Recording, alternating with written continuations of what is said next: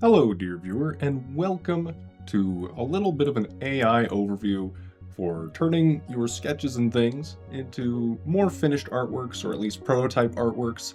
I found it pretty helpful for my prototype Terra Tamer's Dungeon Master board game, and I was able to turn this sketch of Raptear as an adult into something from this to this in Recraft.ai.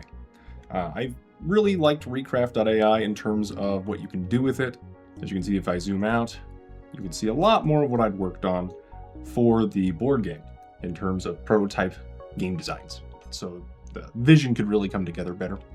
It was pretty decent overall. However, if we go to, say, the Driger child that I tried to make happen, you can see there are a number of times that I tried to generate this thing better, and I tried to make it, fix the little holes in the wings. So if I scroll in here, you can see on Driger Child, there's some rips in the wings, trying to make it look more monstrous, I guess.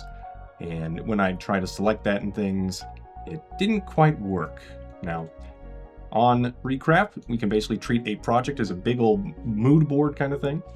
You can see dimensions, you can reuse images and remix them and all that. And we should be able to see the model I used. This one I believe was Nano Banana 2. And right now it's in auto mode and everything, so it should theoretically choose one of these. And you can see credit amounts in Recraft, so their own models are a little bit cheaper. And you can see with like GPT Image 2, it's 24 credits. So the way to look at this right now, look for monthly versus annual. So I actually paid $20 for 2,000 credits. And you can see you can do video generations as well. I wasn't as happy with the video generation in Recraft. It didn't seem like the audio ever worked. And I don't know if that will change because these things are changing all the time with AI. But that is one thing I noticed for my usage in the past few months is, just beware of that. Beware of that. Because it's been a while since I've been able to log in and take a look at these again. But as you can see, it did keep all the stuff I'd made, so that's really nice about Recraft. And you can try it out for free. You get about 30 daily credits, but note that they do not want you to use anything you create on the free plan commercially. So that's one reason I also decided to try the plan, and I think it was worth it. I got a lot of good stuff out of it, but, may not be worth it to you.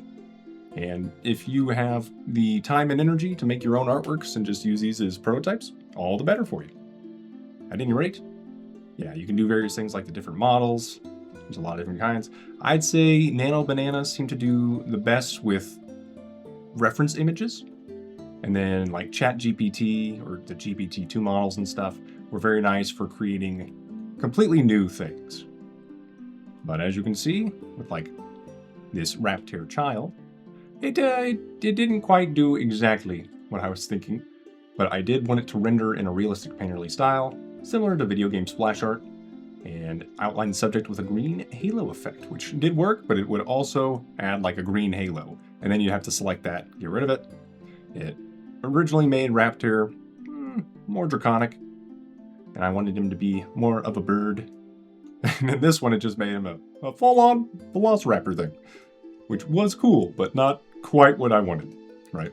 And this one, like it got the idea pretty closely in the initial one.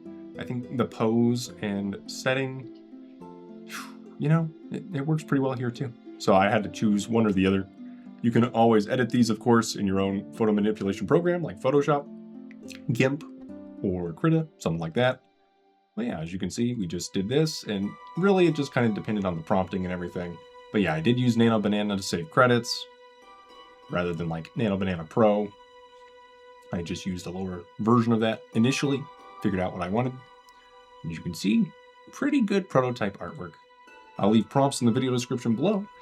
But yeah, you might need to iterate a couple times, you might want to do various things. But yes, you upload your image, then you type in the prompt, and it'll generate these somewhere on the board.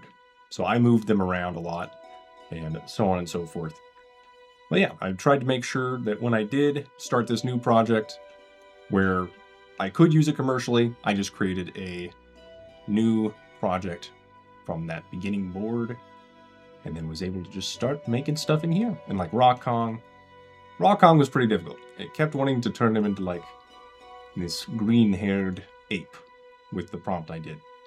So that took a little bit of doing, and I eventually just used ChatGPT separately, and that seemed to work fine. And that's one of the problems with AI things right now is it's kind of gambling, you know.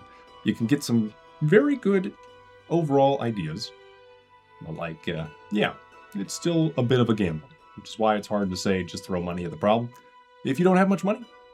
So I hope this video is helpful to you, dear viewer, and if it is, don't forget to leave a like, subscribe for more videos, and have a great day.